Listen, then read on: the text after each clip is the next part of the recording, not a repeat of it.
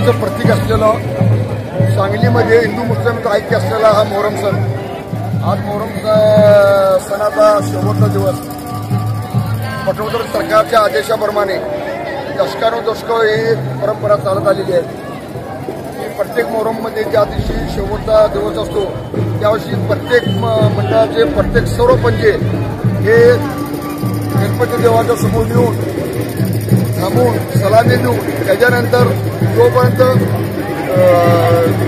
गणपती संस्थाचा पुजारी येऊन त्या पंजाला ऊत घालत नाही तोपर्यंत कुठलाही पंजा पुढे विसर्जनासाठी जाऊ शकत नाही. त्या परंपरेप्रमाणे आता इथं सर्व पंजे येऊन थांबून ऊत घालून हत्या देऊन इथून पुढे आता पंजे आता जाणार आहेत.